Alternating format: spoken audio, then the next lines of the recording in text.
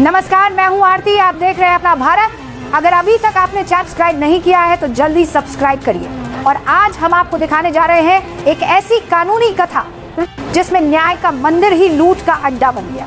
कहानी एक ऐसे अधिवक्ता की है जिसने कानून की किताब को एटीएम मशीन बना डाला और न्याय के नाम पर लोगों की जिंदगियों की नीलामी कर दी। जी हाँ, बात हो रही है अधिवक्ता अखिलेश दुबे की। वो नाम जो अब वकालत की नहीं, वसूली की यूनिवर्सिटी के लिए जाना जा रहा है।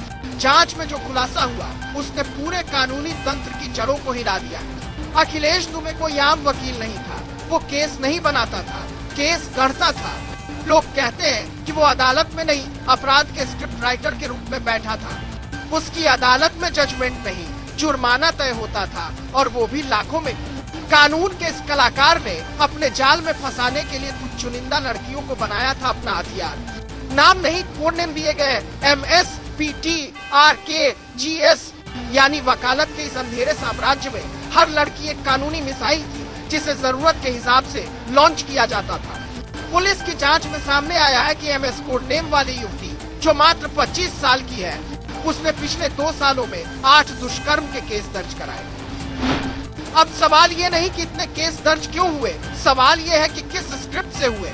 क्योंकि इन केसों की पटकथा कहीं किसी अधिवक्ता के दफ्तर में नहीं, बल्कि वसूली की प्रयोगशाला में लिखी जा रही है। जी हाँ, MSS कोई नाम नहीं बल्कि मनी सॉफ्टवेयर, जहां हर क्लिक के साथ एक नया केस, हर केस के साथ एक नई धमकी, और हर धमकी के बाद एक नया सौदा तय होता था। देखिए बानवी, पहला केस, MSA ने रॉयल गोल्ड गैलेक्सी के मैनेजर विशाल वर्मा पर दुष्कर्म का आरोप लगाया।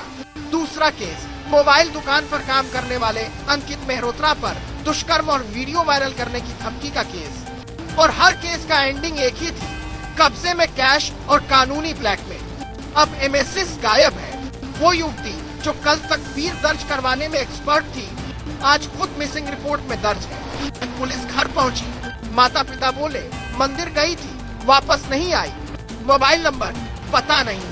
कानून की भाषा में इसे कन्वीनियंट अमनीजिया कहा जा सकता है, लेकिन आम भाषा में इसे कहते हैं सिस्टम से खेलना।